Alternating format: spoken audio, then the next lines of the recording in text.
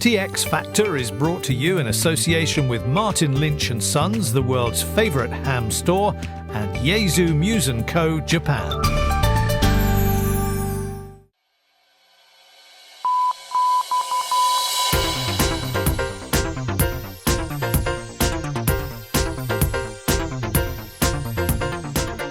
Hello and welcome to TX Factor, the only UK TV show dedicated to amateur radio. This time we're addressing the difficult issue of recruiting more young people into amateur radio. So we've come to Plymouth in Devon and we're here to meet a young man who, through his involvement with the RSGB Youth Committee, is hoping to bring more young people into the hobby. And at the other end of the age scale, we meet an amateur who's been active for well over 70 years. And we'll be taking a quad up onto Dartmoor to see how far we can go. That's quad-style antenna, not a quad bike. But that'll be more thrilling for me, at least. Well, it was here on Plymouth Hoe that Sir Francis Drake had his game of bowls interrupted with the news that the Spanish Armada was massing off our island shores. So I suppose that makes it a very good spot to introduce an item about another bunch of island invaders. Although these particular intrepid sailors come armed only with HF radios and antennas, and their intention is to activate rare DX islands for the IOTA, or Islands on the Air, award scheme. We sent Mike, G1IAR, to find out more for us, although I've got to say, he's looking a bit confused. Now I'm having a bit of an OTA moment at the moment, and it's not a SOTA and it's not a JOTA, because this is IOTA's 50th anniversary and the RSGB's conference of Islands on the Air. It all sounds very romantic and exciting. Well, perhaps it is, but never having actually experienced it, I was keen to find out more about this long-established and much respected facet of the hobby. And what better place to discover what IOTA is all about than at the 50th anniversary convention weekend held in the summer of 2014 at Royal Windsor in Berkshire.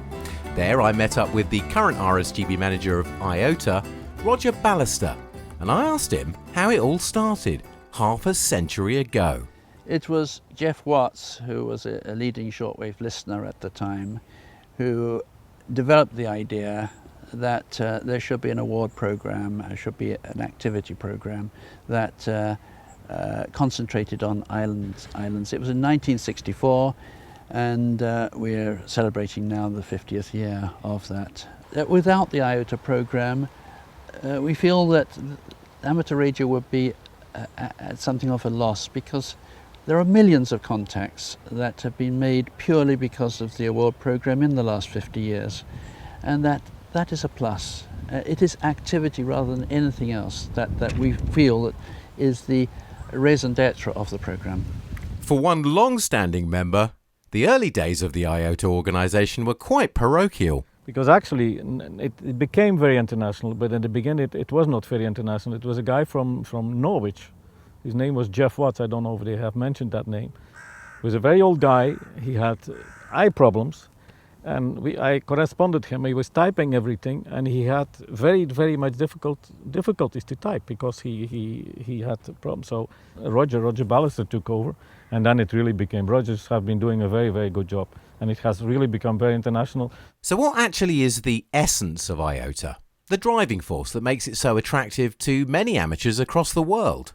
It's the challenge, I think, of going to islands for de-expeditioners, for island activators to go to islands and put them on the air. We all have, I think, that gene which attracts us to islands, to the sandy beach, the craggy shore, the rocks, everything connected with islands. And for that extent, it was appealing to something which is in all of us. I don't know here in the UK if you watch National Geographic specials, but it's just like watching one of those, because we talk about the radio, but we also talk about the people you encounter, the cultures you encounter, the food you eat, the places you stay. And so it is a way to experience the world, either directly if you're doing the expedition or vicariously by watching the presentations. It's a very interesting hobby. With the IOTA program, there's benefits to those who undertake the journeys, as well as those who just stay at home and enjoy the challenge of making contact and learning more about some of the world's most remote islands. You know the geography of the world. If you sometimes, if I'll give I'll give a stupid example. You ask someone in North America where is Belgium, and they say, oh, there Brussels, the capital is Belgium. If you hear some stuff like that, then you say, how is this possible? And also on television, people, and even also on television, you hear people that don't even know where some places are. Pitcairn Island. Ask somebody where is Pitcairn Island. They just don't know where Pitcairn Island is. Or the Falkland Islands. And someone, okay, the Falkland Islands became new to people since 1982 because we knew the Falkland Islands since the 60s, since I started. So let's find out who was brave enough to risk the completely unpredictable British summer and travel all the way to Royal Windsor for the 50th IOTA convention. This weekend at this convention, some of the leading activators in the world, some who've done operations from the most extreme locations, islands in the far Arctic and Antarctic and in the far Pacific, islands which are not visited by the tourist companies, and indeed many of them are uninhabited and require charter boats and special transport arrangements. Well, the passion and the desire to organise an IOTA D expedition's plain to see here, but I was really keen to find out how much it costs and where does all the money come from? The islands are there, but they have to be activated. And to activate those islands, it costs a lot of money to some of them to go. You have to rent a boat or something, and also the factor of security is involved. If you do as I said, in February we went to an island in the Rio de la Plata, and we really had to escape because it was high tide and we had to escape. I will not say it's a factor danger, but you have to. The first thing we have to think about the security before you do stuff like that.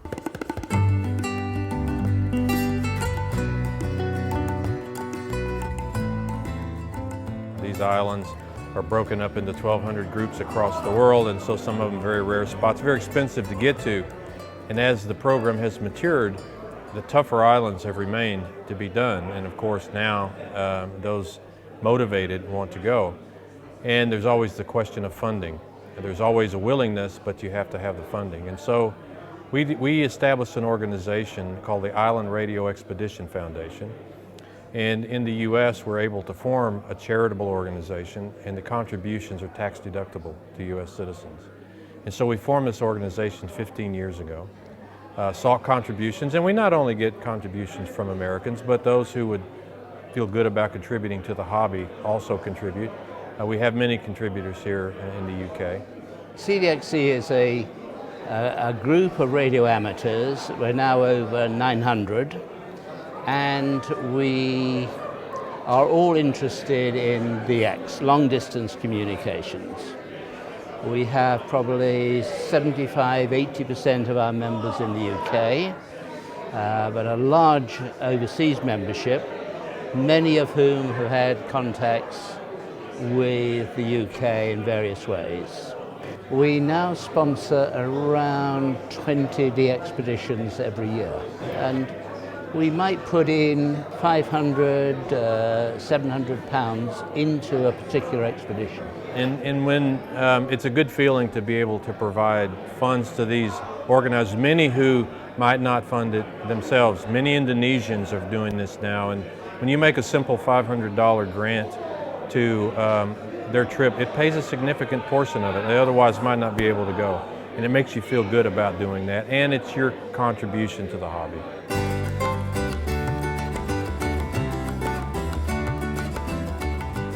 But just like conquering a mountain peak, there must be more to IOTA than trekking to a remote island and just making a large number of QSOs, right? What else drives amateurs to mount what can be sometimes quite dangerous expeditions? I was in 1986 in Tierra del Fuego. This is the island south of Argentina.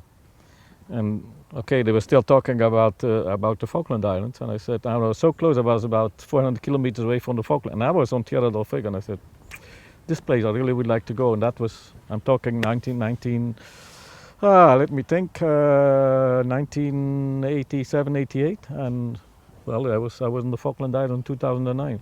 It gives you, sometimes, I would like to go to Pitcairn Island, but you cannot fly there. You have to go to French Polynesia, and there you have to rent a boat, and you have to sit on a boat. I don't mind to sit on a boat, but you have to rent a boat, which is pretty expensive to go to Pitcairn Island. I would like to go there. That is one of my dreams, but I don't think I will ever get there.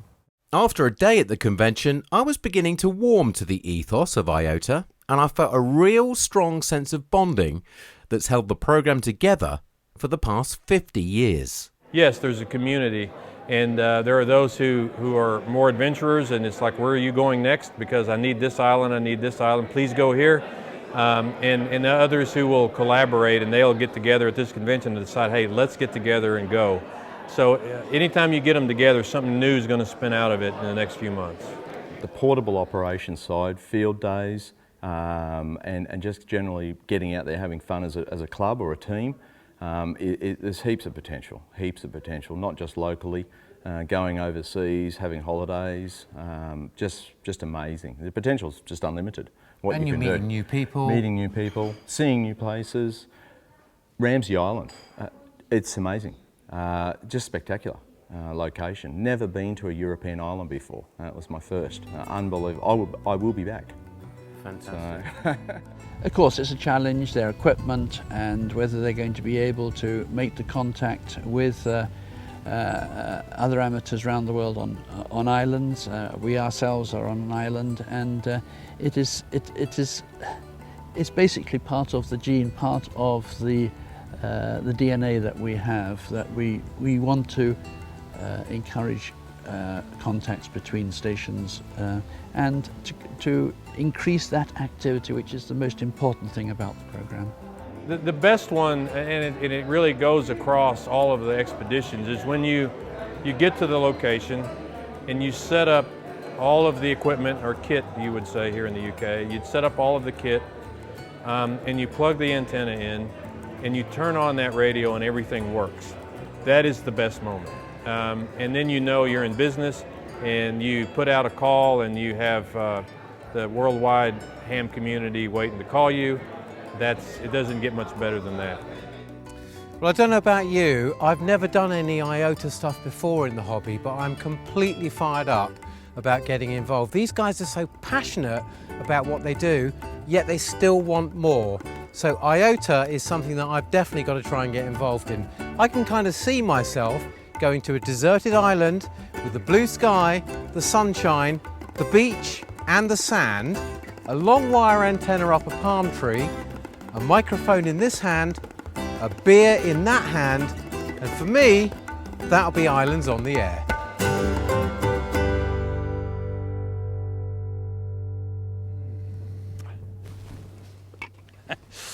I wonder if Canvey Island counts as an exotic island location. Well, it's certainly home to some exotic antennas, because Innov antennas are based there, and they make this 3-element quad-style Yagi. And later on in the programme, we're heading off to a beautiful Devon location to put it through its paces. Now, I'm looking forward to that, because when I was first licensed back in my teens, my first proper 2-metre antenna was a quad. Actually, in my head, I still am a teenager, although the exterior probably tells a bit of a different story these days. But after the break, we're going to meet a genuine young amateur who is putting a lot of effort into recruiting other young people into our hobby.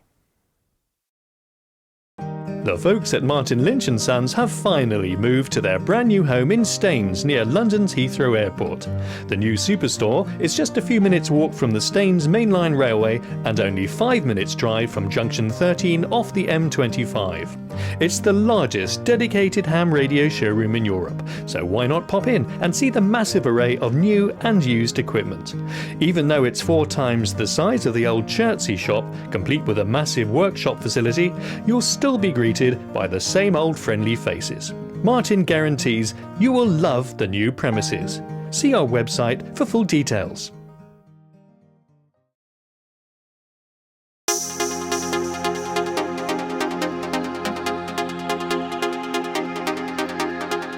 .2E0 MLJ portable. This is .2E0 MLJ calling CQ.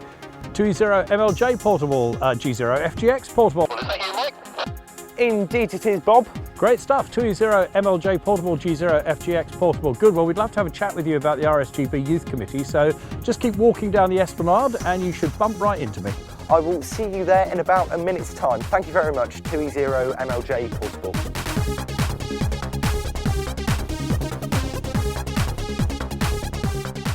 Hi Bob, nice to meet you. Hi Mike, lovely spot to have a chat. Absolutely Take lovely. a seat. And a glorious day too. So, tell us a bit about the RSGB Youth Committee then. How long has that existed? The RSGB Youth Committee has only existed since November, so we're very, very new. We have 9 members, including Steve Hartley, who's our sort of board liaison link, and that's how long we've been around for. Why was there a need for the RSGB to have a youth committee? Well, at the moment we have just over 200 young members registered with the RSGB, and young people don't realise that this is a hobby full of opportunities for people with young people. It's very, very technical, and lots of the older amateurs have got fantastic amateur radio careers from starting the hobby and got many careers through it. So we think bringing young people into the hobby will be able to lead them to more technical careers. So that ties in, doesn't it, with what we hear a lot about, that there's a need for more graduates in engineering, in electronics, in computing, etc. Yeah, most definitely. We need more people to go down those lines of work, and amateur radio is a fantastic way of getting into there. In your intermediate licence, you learn how to solder, do lots of different technical things, and lots of electronics in general. So let's wind the clock back a little bit, because I'm sure your involvement with the Youth Committee has been informed by your experience of getting into amateur radio. So how did it start for you? Yeah, it started for me back in 2011 and it was fantastic. We were in a physics lesson in school and we were learning a little bit about propagation because that's what's in the syllabus. And one of the physics teachers, Keith Harris, his G1FMU, he showed us this little thing in the corner and it was a radio. So we brought the whole class around the radio, turned the radio on, and next thing there were people talking through it and we made a few contacts on the air, and ever since from then it absolutely fascinated me. So I went on, took my foundation licence and went from there. Here's a very important point though. That particular teacher created a radio club at your school and a lot of people were interested. People started to take their foundation licences. Indeed. Then he leaves, end of the radio club, and no more young people in that particular school being introduced to amateur radio. No, not at all, and it's very, very unfortunate, and we need these links with schools and colleges to get more young people involved in the hobby. The RSGB used to have a vehicle, GB4FUN, that they used to take around to schools, and I think one of the hopes of your youth committee is maybe to get that call sign back and start creating those links again. Definitely, GB4FUN was one of these vital links that the RSGB had with schools, colleges and people in general. So the Training and Education Committee, they've been tasked with getting it up and running again, and the hope is that that's going to be used as the educational outreach for amateur radio. It's great that you've got a committee now with a lot of young people on it that can reflect the thoughts of young people in terms of getting people interested in amateur radio. Do you think that it has to be through schools, or is there got to be a wider outreach? Because I know for a lot of young people, if it's to do with school, then it's not cool. Yeah, it definitely has to be in wider outreach. We've got things like British Science Week coming up, we've got the Maker Fair and things like that where we can go out there, show young people all what the hobby's about. There's things like ARDF, which young people don't know what it is. They can go round, they can go orienteering. It's got very, very heavy links into sports. Even when we have Sports Week, people can go out and learn a bit about ARDF and learn about the hobby. It's fantastic to get out there, to get to the big events that are going on, turn up with some radio, let young people have a go on the radio and just get them interested into the hobby. You're just one committee, there's a few of you, you can't be everywhere in the UK, so presumably we really need the help of the clubs in the UK to help this happen. Most definitely. As a youth committee, there's only 9 of us. We're not all around the country, but clubs are. And if clubs could support us in getting young people involved, but not just young people, people in general involved to amateur radio by going out, doing field days, putting a banner up, advertising what our hobby is, it would be absolutely fantastic. I did see a special event station recently that had sort of 4 blokes in a tent having QSOs and not really interacting with the public at all, and there was no publicity material there. This is going to be a very important thing. And is that something you're trying to drive on with the committee, getting more material out there so that the clubs have material that they can give to the public who are interested? Certainly from a youth point of view, yeah, we're trying to come up with some material that we can give out to clubs, but also our president, John Gould, is gone around and has been working with clubs on something called the Inspire Project. And the whole point of the Inspire Project is to give clubs the resources they need to go out there and be the face of the RSGB. So you really want to hear on the committee from the clubs around the UK. We know there are a lot doing great work and getting young people through their licences and running training schemes. Some not so much, so you need to hear from them all, hear what's being done and interact with them. So how can they get in touch with you? It would be fantastic if clubs can get in touch with us. They can email us at youth.chairman@rsgb.org.uk, and it would be great to hear what the clubs are already doing or what they would like to do for young people and the amateur radio community in general, because we're here as an RSGB and as a youth committee to support our fellow amateurs. The RSGB now has a presence on social media, so they can find you on Facebook now. Indeed, we're on Facebook at facebook.com/theRSGB. You can also follow what the Youth Committee are doing on Twitter at IOTA_UK and on the RSGB website at rsgb.org/youth-committee. Now the committee's been busy getting some events together for 2015. What's coming up? Indeed, in Easter 2015 we have our IOTA UK event, which is going to be held in Silcoats this year. At IOTA UK we're going to do satellite operations, ARDF, moon bounce and many other activities. We've also got planned Wales. We're taking 10 young people up onto the Brecon Beacons to do a week of radio, and there's a fantastic opportunity for 4 young people and a team leader that doesn't have to be under the age of 26 to go to Italy this year for IOTA UK's International Amateur Radio Unions event. It's also important to remember, if you're a young person, you can join the RSGB for free. You can if you're under the age of 21. Membership is completely free to you and you get all of the member benefits that any other member would, and if you're under 25 and in full-time education, it's still free to you.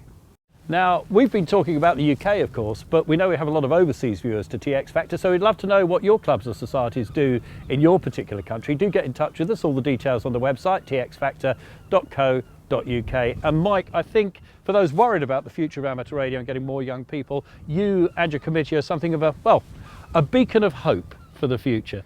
And the great thing about amateur radio is it's a hobby for life. So other things might get in the way, like work and family commitments, but it's always there to come back to, and it's always evolving and always offering new opportunities. Now, we sent Nick 2E0FGQ out to meet a chap, although he's 5 times older than Mike, is just as enthusiastic. I ventured into North Somerset to visit an amateur radio operator who's been around for some time. In fact, he's been around longer than most licensed amateurs still operating today. And what's more, at the tender age of 95, Ivan G3WBA is still very much active and experimenting with digital modes and keeping abreast of advances in modern technology. Ivan and his good friend Malcolm, G4KPM, invited me to come along for a coffee and a chat one Saturday morning to find out what keeps Ivan active on the bands and to discover a little about his past. Well, the main rig is a Flex 3000, yes.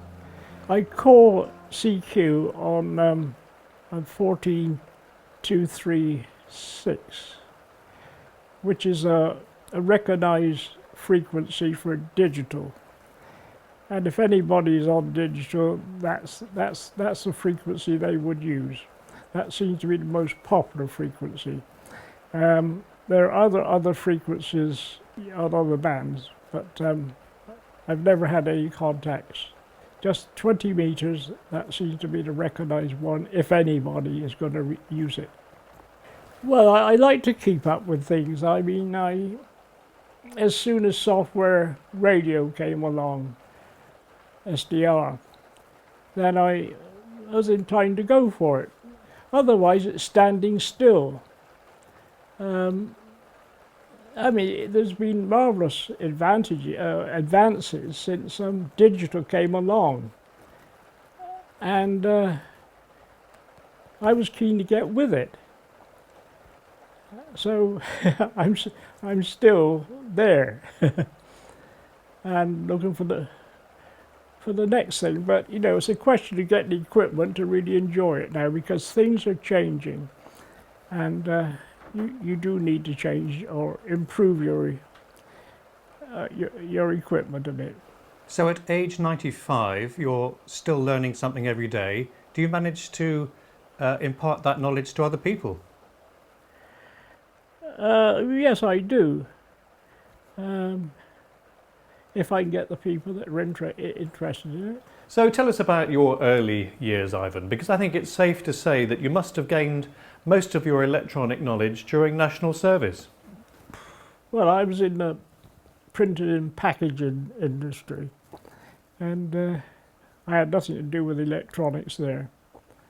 But that was my where I earned my living. Oh, then the services came along, and yes, 6.5 years I was in the army altogether, but almost 5 of that I was in the Royal Signals, and that's when I really got into radio and that sort of thing, and that's when I got really interested, and I was with a good crowd of fellows, so I didn't have a bad war really. I didn't shoot anybody, I wasn't shot at. I was a bit close to a few bombs that fell, but that was all.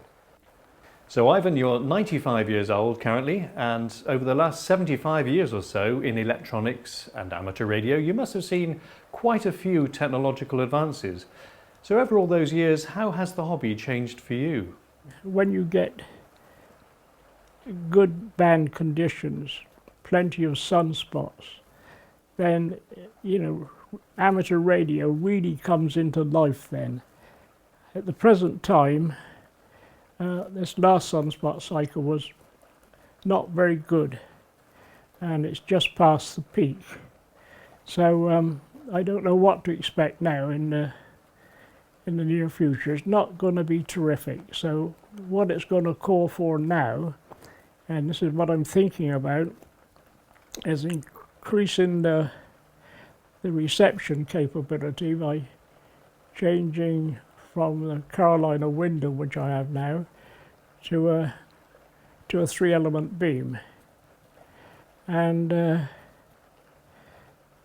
because my main interest, and I think now, and I think it will be in the future, is digital voice. And that's when you would need you know, a good antenna, because most people with a 100-watt rig, it's only safe to use about 30 watts. Otherwise you could damage the rig. So to really achieve this digital voice properly, I think you also need a linear which would allow you to use 100 watts on digital voice. And I proved this with a few contacts I had with Europe. And you see the signal varying. You know, a good signal, it will vary above a certain level and stay above that level, and you'll have reception all the time. But if it drops below a certain level, it doesn't fade like sideband would. It simply drops out completely. Without a carrier, it just does not work. So I think this other equipment is really necessary to make a good job of it. And what about antennas, Ivan? Because over the years you must have experimented with many designs. What conclusions have you come to? Yes, I played over the years with many antennas, all shapes and sizes. Spent a lot of time like most people have. But in the end, I come to the conclusion it's best to buy a commercial antenna where people have done the work on it and produced, you know, the optimum for the job. You don't want to mess around too much, and get the best conditions. Is commercial ones are the way out. What does the future hold for you, Ivan, and what does the future hold, do you think, for the hobby? Yeah, well, start with the hobby. I think, well, it's a minority interest anyway. But what the advent of digital stuff, computers, it's so easy to communicate in other ways. It's so simple now. And in fact, there's a friend I have in the States. I used to work him regularly on 20 meters. And but he's given up because he said, what's the point? You know, I can do everything with Skype, FaceTime, and that sort of thing, which is, you can see people as well, which, you know, you got to agree with. But, I mean, there's no challenge with it, none whatever. So, but with radio, there still is a challenge. It's something to think about. Not just pick it up and do it, and there it is, like a telephone. You know, you've got to set things up, and you've got to change it. So I think the future's still there, but not to the degree it was. And where do you fit into all this? Well, I'm one of those that's staying with it.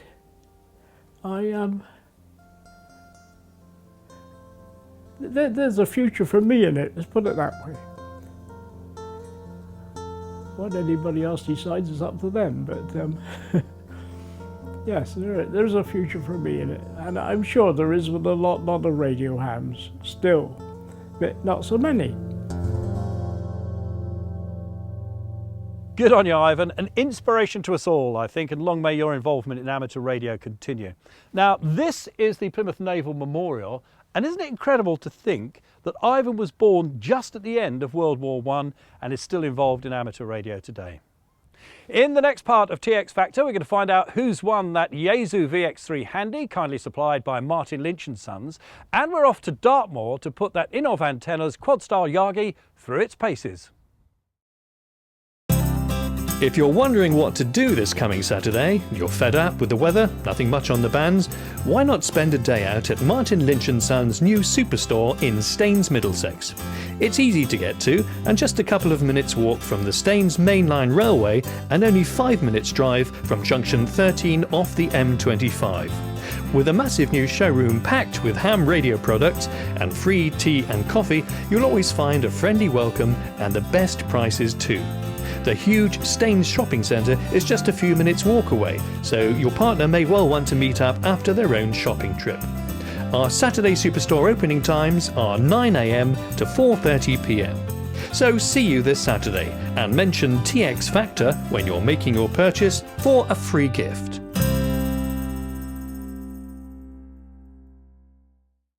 Here we are on a very windy Dartmoor, and behind me is Haytor, the most iconic of all Dartmoor's very many tours, and an absolute magnet for scenery-loving visitors. I think the only thing missing from this idyllic scene actually is an antenna. We'll put that right in a moment. But before I hike all the way up that hill, I think I need to catch my breath. So what we'll do is cast your mind back to the last episode of TX Factor when we gave you the chance to win a Yaesu VX3 Handy, courtesy of Yaesu and Martin Lynch & Sons. And Mike Marsh asked you this question. What was the name of the Yaesu repeater system that we reviewed with Paul Bigwood in episode 4? And the prize, of course, was the Yaesu VX3 handheld. Our lucky winner was Jonathan Kempster, Mike 5 Alpha Echo Oscar, who works for the BBC in London and has sent us this patriotic message. Hello TX Factor, this is Jonathan M5AEO in London, and I'm the happy winner of the latest TX Factor competition. I'm now the proud owner of a Yaesu VX3 handheld. This will be a particularly useful addition to my shack, as living in a flat in an urban area makes amateur radio quite difficult. So I'm looking forward to sitting on my balcony, joining in on the fun on the FM repeaters. Also, the VX3 is tiny enough to fit in my pocket, so I'll be taking it to work and activating club station G8 BBC Portable. Well done, Jonathan, congratulations. And a bit of good news, I've got something to give away in this episode too, this antenna.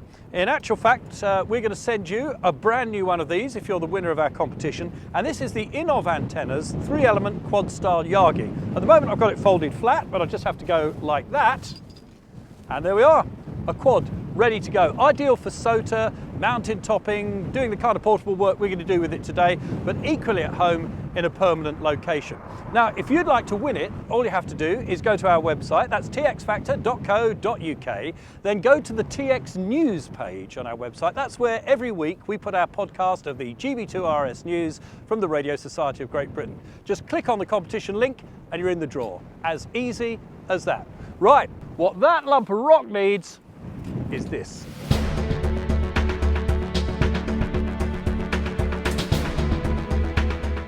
One of my early mentors in amateur radio said to me, you've got to get your antenna as high as you possibly can. So we'll try and do that.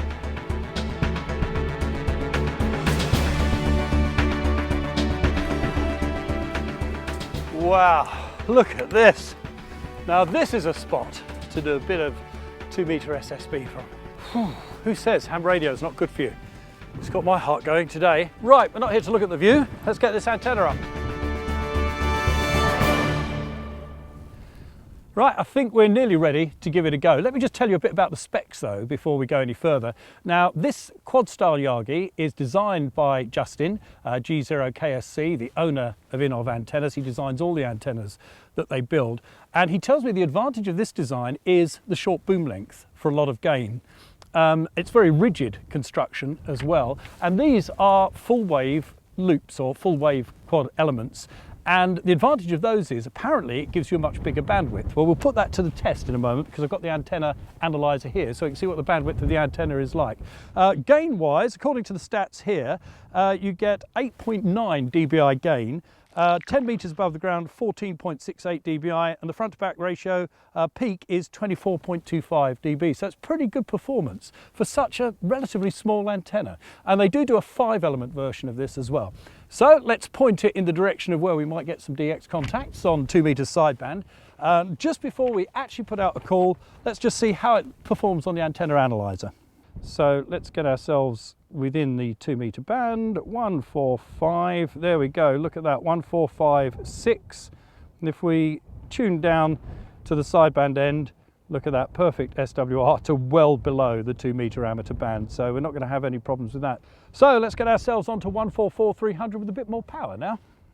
Hello CQ, CQ, CQ, CQ2, CQ2, this is Golf 0 Foxtrot Golf X-Ray Portable. Golf 0 Foxtrot Golf X-Ray Portable on Hator on Dartmoor, calling CQ 2 metres and listening for any possible call.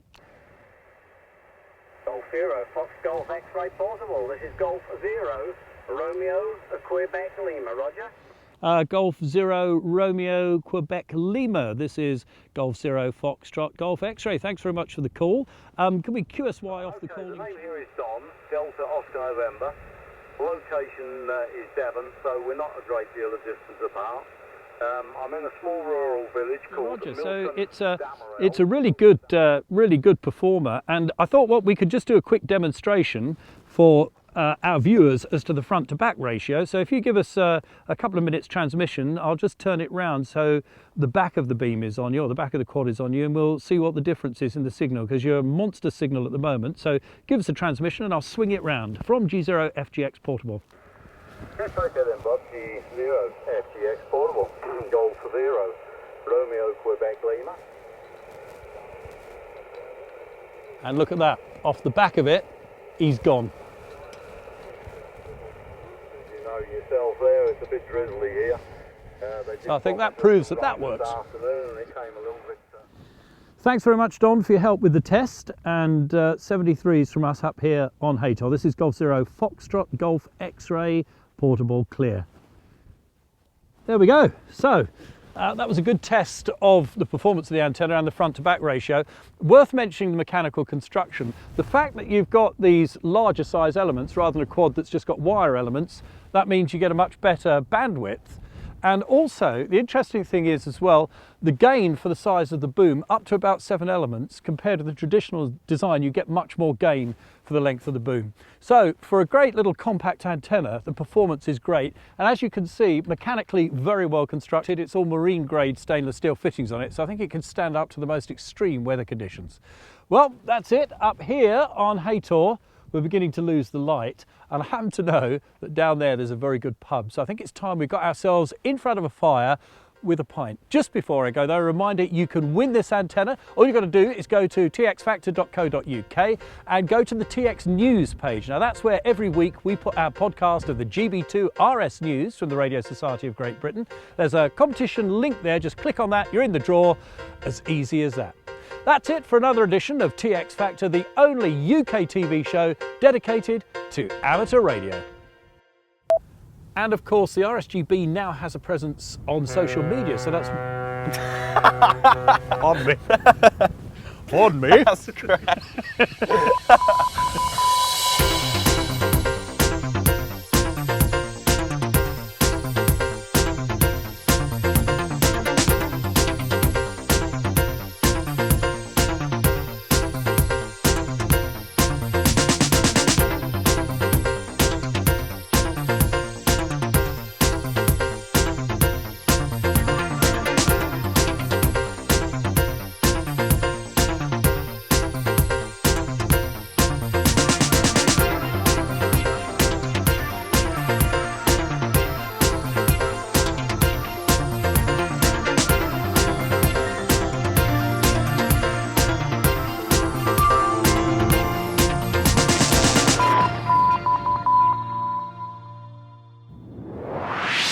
TX Factor is brought to you in association with Martin Lynch & Sons, the world's favourite ham store, and Yaesu Muse & Co. Japan.